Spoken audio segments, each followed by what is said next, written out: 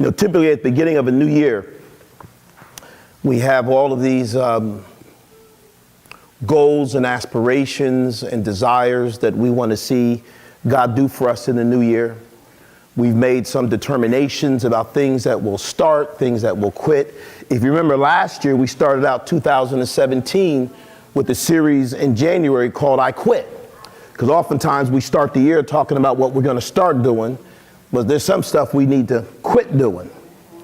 This year, I want to start the conversation in January about I choose. I choose. Look at somebody and say, you know it's up to you. It's about our choice. So let's jump right in. If you would turn with me, if you will, to Deuteronomy chapter 30, verse 19. Deuteronomy chapter 30, verse 19.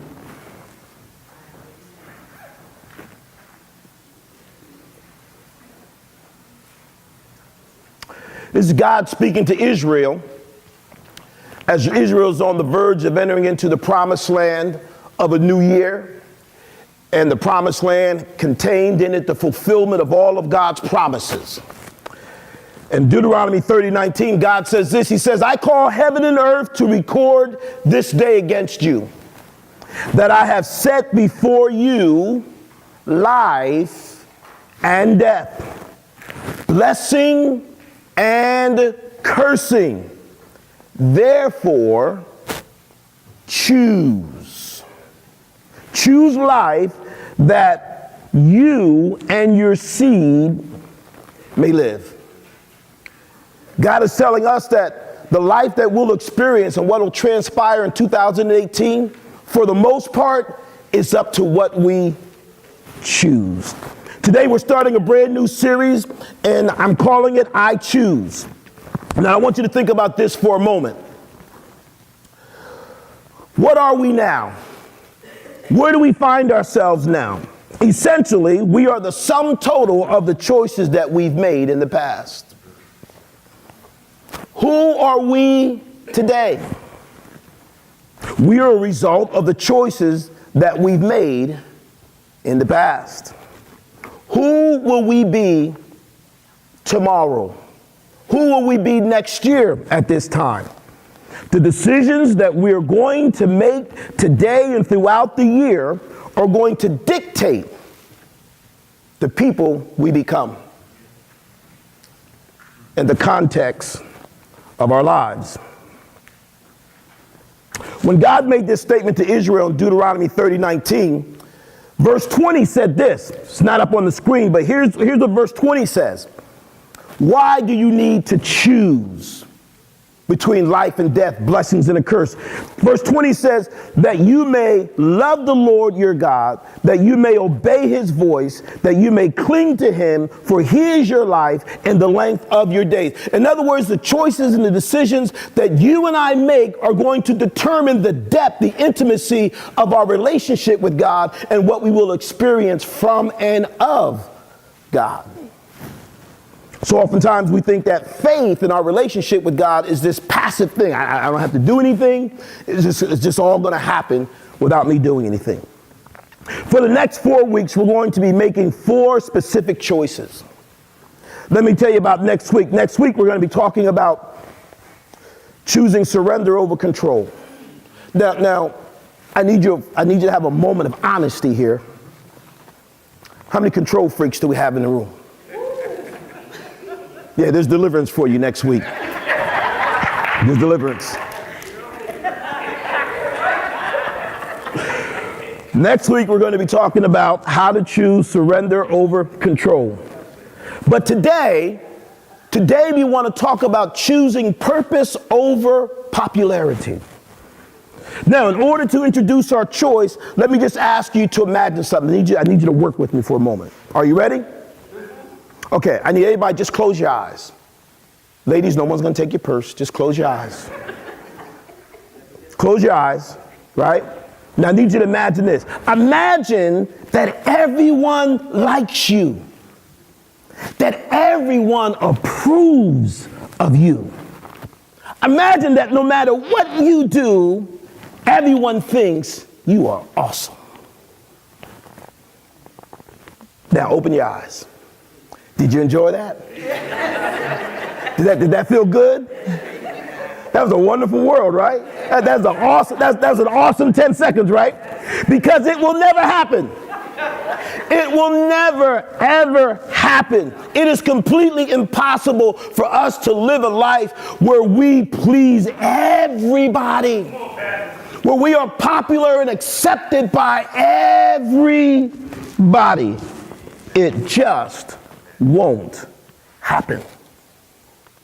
The religious leaders of Jesus' day, they missed this opportunity. They wanted to be accepted by everybody. They wanted to please everybody. They wanted to choose popularity over purpose.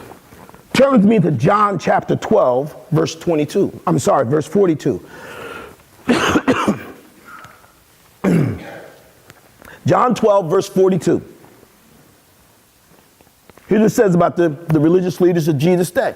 It says, nevertheless, many of the leaders believed in him. They believed in Jesus. But because of the Pharisees, they did not confess him, for fear that they would be put out of the synagogue. Why? Watch this. For they loved praises from men more than praises from God. Here's the operating principle I want us to begin with.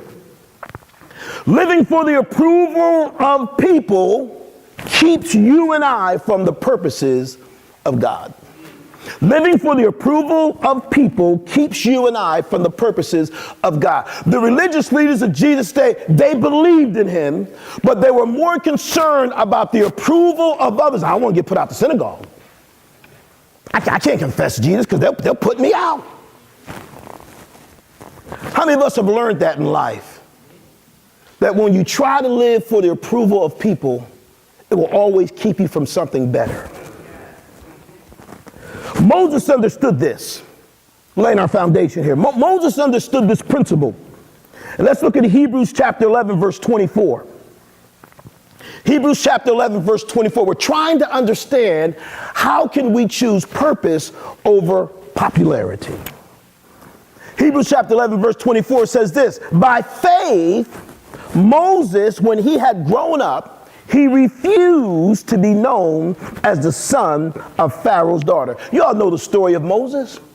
Moses, when he was born, they wanted to kill all the babies.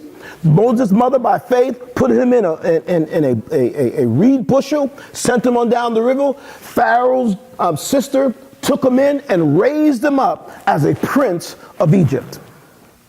But it says, by faith, when he had grown up, he refused to be known as the son of Pharaoh's daughter. Verse 25, watch this. He what? Chose to be mistreated along with the people of God rather than to enjoy the fleeting pleasures of sin. Wait a minute. Right? He chose to be mistreated along with the people of God rather than be treated as Pharaoh's son. Why? He chose purpose over popularity. Why? Look at the next verse. Verse 26. Why?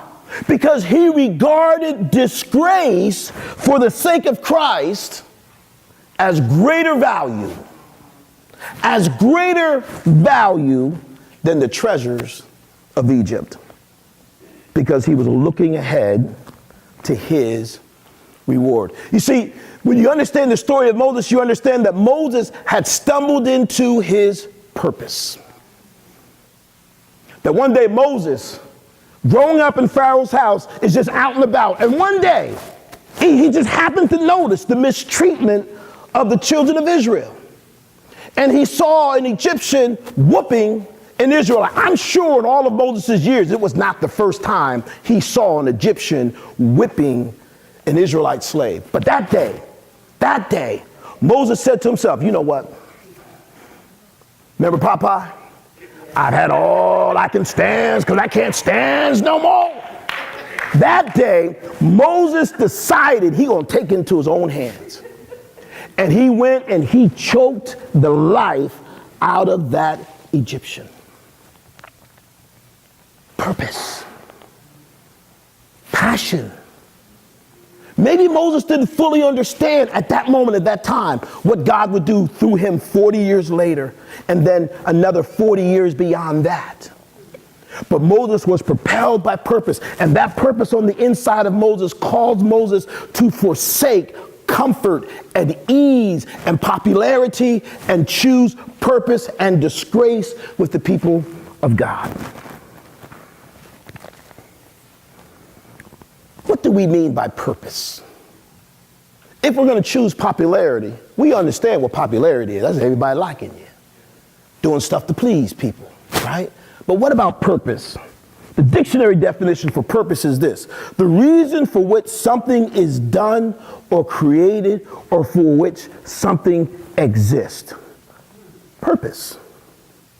Now, let me take a moment and just kind of disarm and demystify this word, because I think a lot of times people get all kind of freaked out about this word purpose.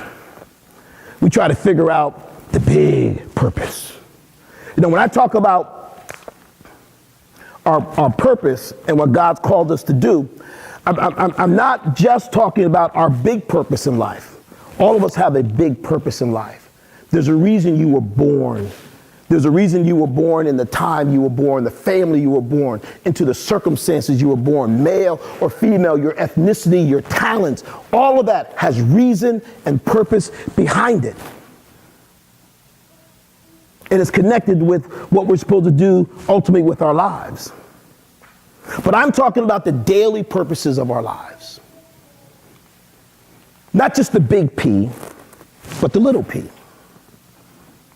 As followers of Jesus, our purpose is to love God and to love others, right? Here's what Mother Teresa said. She said, not all of us can do great things, but we can do small things with great love. Not all of us can do great things, but we can do great things with great love. See, we need to focus on the little p of purpose. The things that we are called to every day. So many people are so busy seeking their big life destiny, they can't see the really important immediate purposes that are right in front of them. The kids we raise, the co-workers we work with, the neighbor we see daily, the neighbors and families around us who could use some of our help and some of our encouragement. The little p, purpose. The little p purposes that we engage in with no fanfare, no salutes, and no acclaim.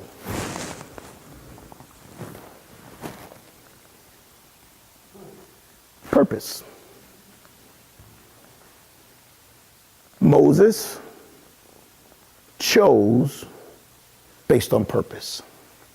See, if I don't know and understand purpose, and I'm not committed to purpose, I don't have the power to choose. Here's a quote, it's not up there, but Dr. Miles Monroe, God bless him, brother had a powerful, powerful ministry. He said this: if you want to know the purpose of a thing, don't ask the thing. Ask the one who created the thing. If you want to know the purpose of a thing, don't ask the thing, ask the one who created the thing. Ask God as we stand on the threshold of a new year. God, what's my purpose? Not just my big P, but God, what's my little p purpose? How can I be more intentional, more purposeful about pursuing you, and loving others in the context of my everyday life, in the seemingly innocuous, mundane, simple activities of day to day? How do I recognize and see your purpose in the midst of all of that? Because for many of us, that's how God's purposes unfold. In the small p. P's. And if we don't recognize that, we don't have the power to be able to choose between popularity, the approval of others, trying to please people, and trying to please God. But when we recognize that, there's a very empowering thing that comes from purpose. So I want to talk to you briefly now for the balance of our time about the power of purpose. How does purpose empower us to be able to choose over popularity? Here's another quote from Miles Monroe. He says, "The greatest tragedy in life is not death, but a life without purpose." Because a life without purpose just means we just go through. It means we get up, we go to work, we endure, we survive, we come home, we eat, we watch our regular favorite show, we go to bed, we get up, we go to work, we endure, we survive, we come home, we eat, we watch our favorite show, we go to bed, and it's over and over and over again. And we wonder, where is God in my life? Because we're missing him in the everyday mundane, the small p purpose and opportunities. First principle here about the power of purpose is this. When we understand purpose, big P and little p, and we embrace it, it diminishes life's distractions. Purpose diminishes life's distractions.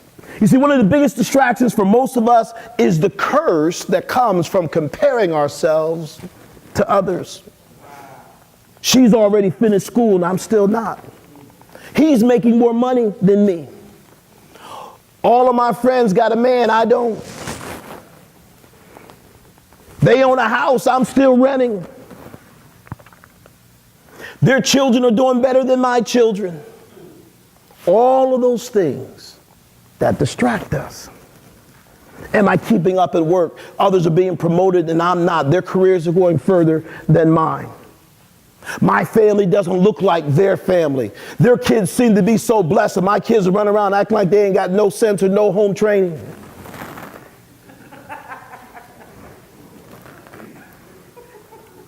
Are my clothes fashionable and am I in style?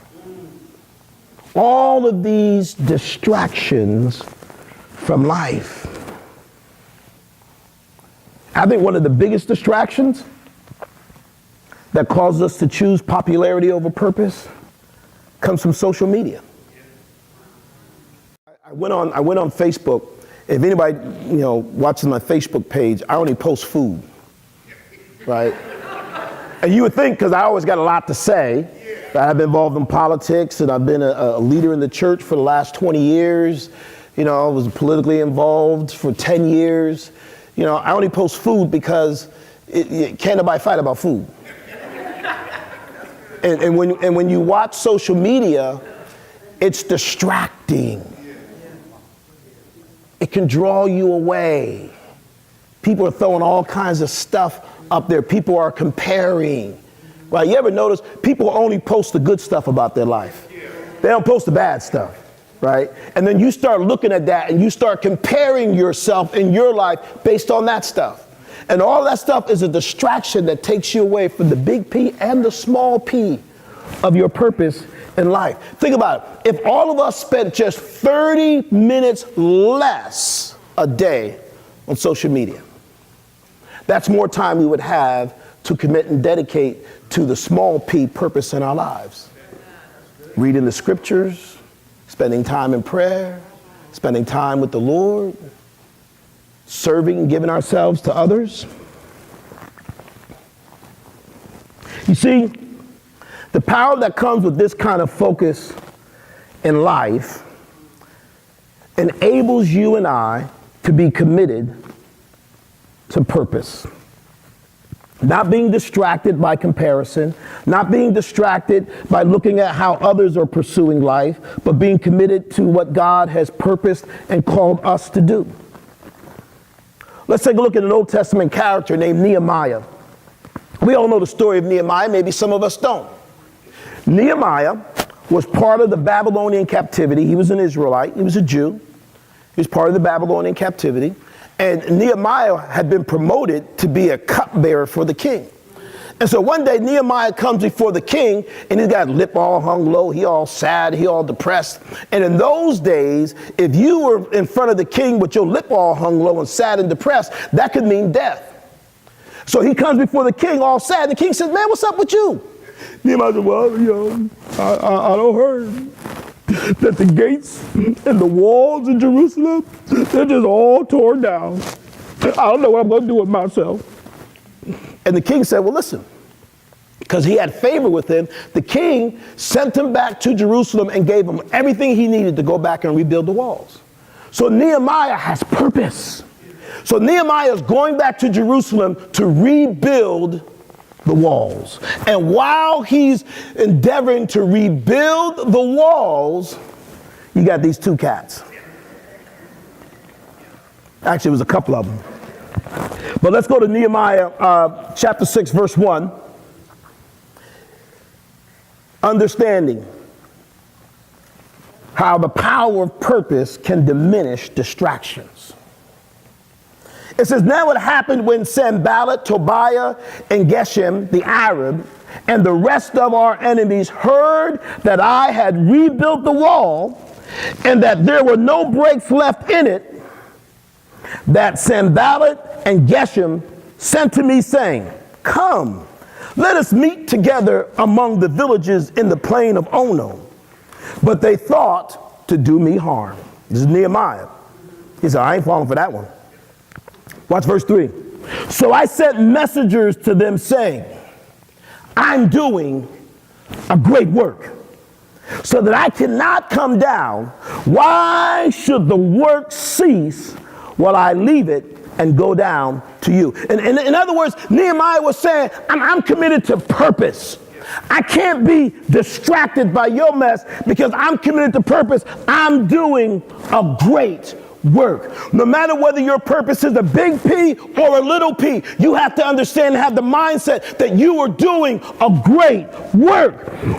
Why are you bringing a brown bag to office for lunch every day? People might ask. You got to remember, I'm doing a great work because I'm trying to get my finances in order. I'm trying to get out of debt. Why are you staying pure in a world of lust? Everybody else is sleeping around. Why can't you? You got to remember, I'm doing a great work because I'm waiting for God's best. Why are you supposed to be a stay-home parent? You got to remember, I'm doing a great work because I'm trying to invest in my children. Why do you give up your Thursday nights and come out to Bible study in that cold basement? You got to remember and say to yourself, I'm doing a great work because I'm committed to discipleship. This is what people have asked me over the years. Why do you give up and volunteer so much of your time for free? I'm doing a great work because I'm trying to invest in the next generation. You got to understand, you're doing a great work. And whenever it is that you and I commit ourselves to doing a great work, distractions are going to come. Whether that great work is the big P or it's the little p. Here's the principle. Whenever you're doing what God calls you to do, your spiritual enemy will resist you. Comes to try to distract you. Comes to try to get you off base. Comes to try to get you distracted from your purpose. Nehemiah said, no. I'm doing a great work. Whatever it is in your life today that you're being committed and faithful to as God directs you, you have to see it as a great work. If nobody else sees it, if nobody else acknowledges it, God sees it, God acknowledges, and God says, you're doing a great work. You can't come down from the wall. The second thing that we understand about the power of purpose, not only does purpose diminish distractions, but purpose pushes you and I through the pain of pursuit.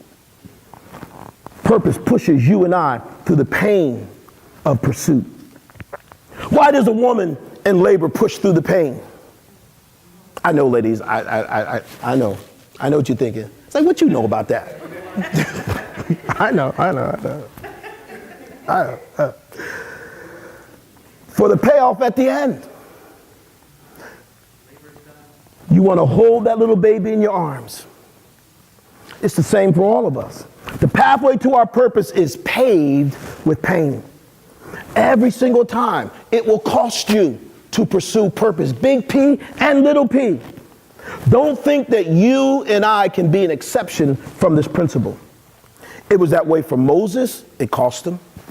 It was that way for Mary, walking around pregnant, not even married to Joseph yet. And you know, folks in the village were looking, man, I knew all along. Yeah, she talking about it was God.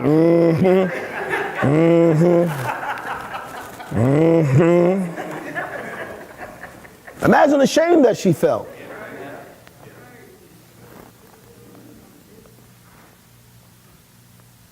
It was for Jesus. And it will be for you. Whatever you're doing, what God calls you to do, there's always going to be pain. Look at Luke 22, verse 41 to 43. Here's Jesus. He is now at the end of his ministry. For 3.5 years, he has trained his disciples. And now he is on the verge of actually fulfilling his big P. The cross is waiting. But watch this. Here's Jesus in the Garden of Gethsemane, saying, Father, if it is your will, take this cup away from me. Here's Jesus thinking about the reality, the physical reality of the cross. And he's like, hold up, wait a minute, hold on, wait, let's talk about this. If there's any other way, Lord, if there's any other way that we can redeem lost and fallen man, I'm with it. But this cross, the pain of it, I don't know. I don't know. Jesus had a human moment. And the pain of fulfilling his big P purpose was too much. He had to push through the pain. Think about it for a moment.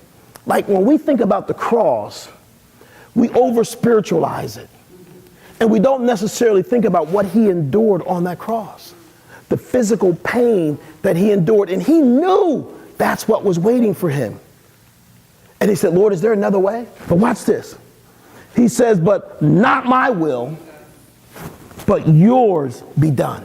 And the moment that he decided, I'm not choosing popularity, I'm not choosing comfort, I'm not choosing ease, I'm choosing God's purpose. The moment he decided, watch what happened. Verse 43 says what? Then an angel appeared to him from heaven and did what? Strengthened him.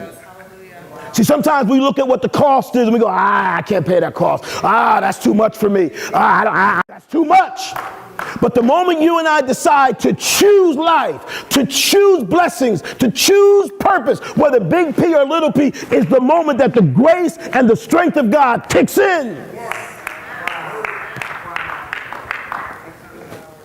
What parts of your life are painful right now?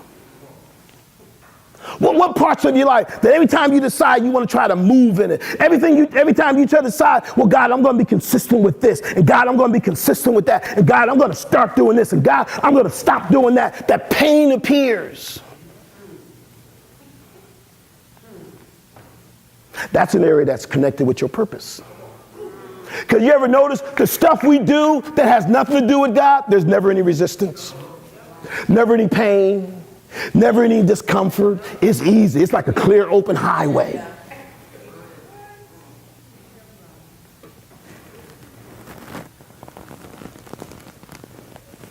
What's the purpose that your pain is affecting? How can the realization of purpose help push you through it? Sometimes we've got to ask God, God, what's the P in all this? Not the pain, but God, what's the purpose? And all that. See, I've learned, and I'm getting better at it. The longer I walk with God, I'm getting more consistent with it. I'm not batting 1,000, but I'm getting better. And I'm getting better at when pain comes, when pressure comes, asking God, okay, God, what's the P in this? God, what's your purpose in this? See, the power of purpose. See, the power of purpose, it diminishes distractions. It pushes through the pain. And then thirdly, it empowers you to please God. It empowers you to please God. Look at Acts chapter 5, verse 29. Acts chapter 5, verse 29.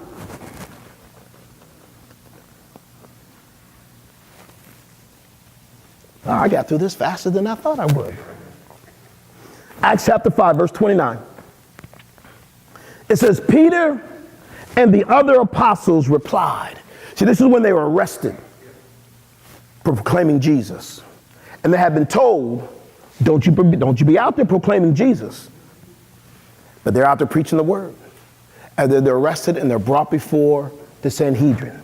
And they said, stop preaching about Jesus. And Peter and the other apostles replied, we must obey God rather than human beings. We must obey God rather than human beings.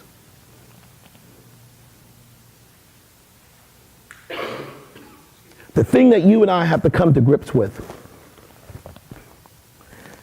is that once we embrace our big P and little p purpose, it empowers us to move past distractions, past the pain, and in moving past distractions and the pain, looking for the approval of others, looking for popularity, we get to the point where our only focus is, how do I please God?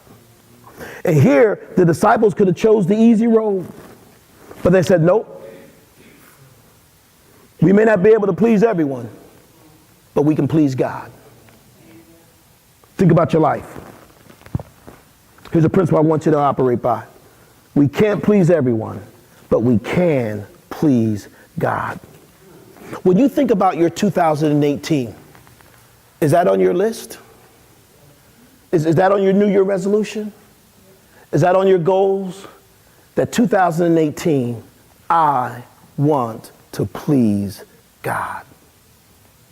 In everything I do, I want my operating principle to be, I want to please God.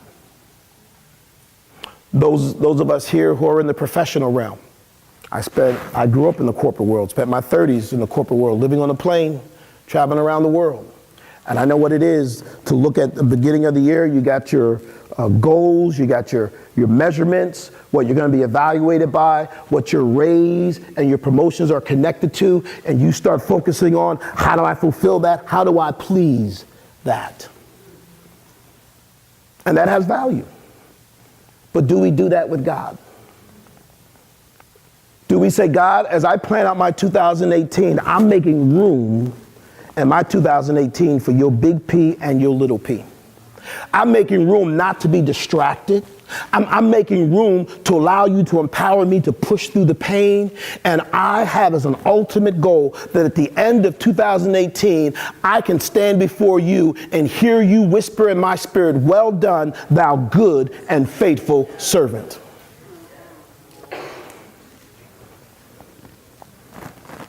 The power of purpose diminishes distractions, pushes through pain, and empowers us to please God. Look at Hebrews 11:26.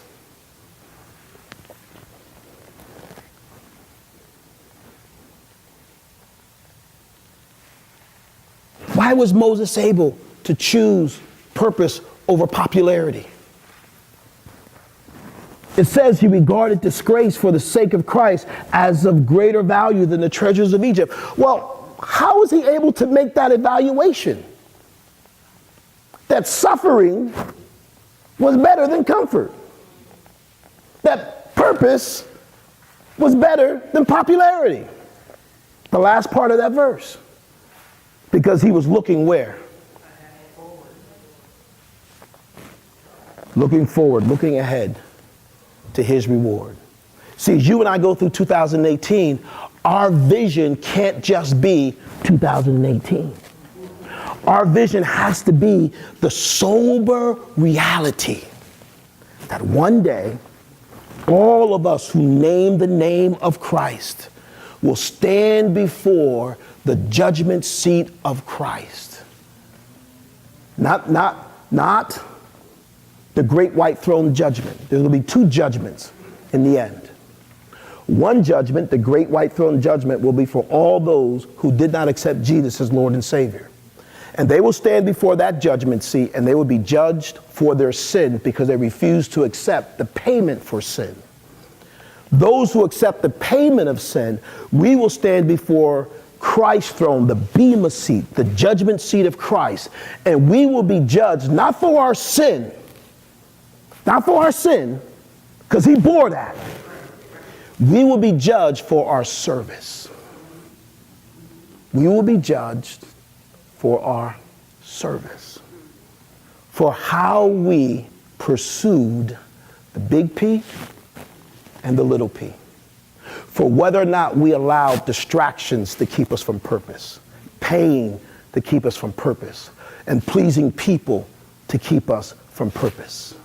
And Moses, the Bible says by faith, Moses looked ahead. And he said, you know what? Momentary comfort. Paul said it this way. Paul said when talking about all the pain that he went through, being shipwrecked and being abandoned and being hungry and being whipped, Paul said, I've come to a conclusion. Paul said, I've reckoned that these momentary light afflictions are not worthy to be compared with the eternal weight of glory that's waiting to be revealed in us.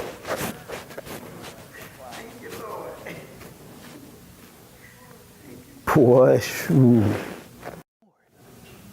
see, if you and I don't have a vision, if our faith is only about what we do on Sundays, and our faith doesn't transcend into an eternal perspective, we'll get distracted. Pain will cause us to quit, and we'll focus on the approval of others rather than pleasing God.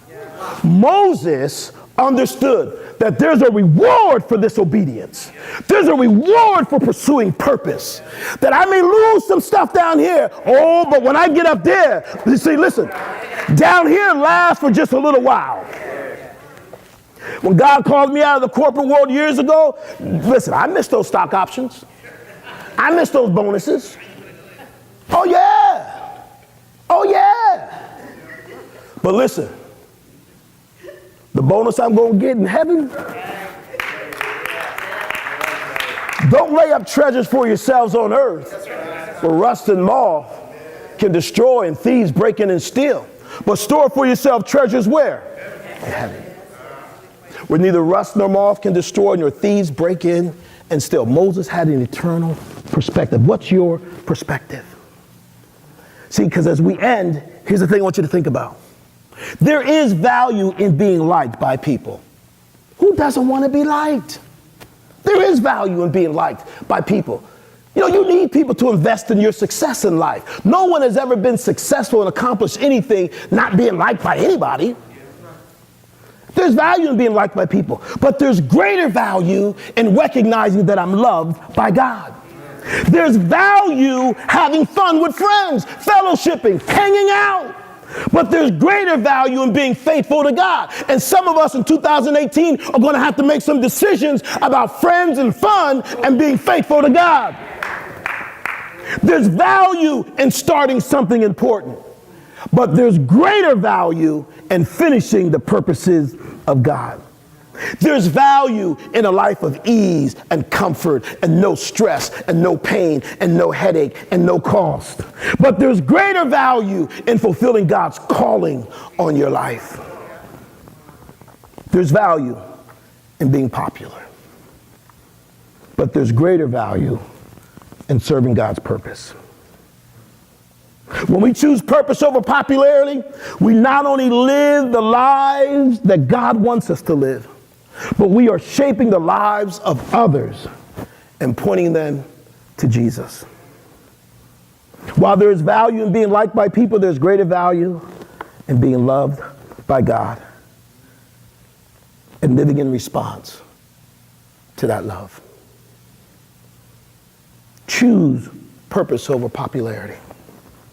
Choose Jesus and choose life. Because at the end of the day, my friends, here's our last quote. Who you are today and who you become in the future is the sum of our choices. How many of us can look back and say, man, if I had to do over again, I would have chose differently. If I had it to do over again, I'd have took B, not A. If I had it to do over again, I would have never fooled with her. I would have never fooled with him. I would have never fooled with them. If I had it to do all over again, I would choose differently.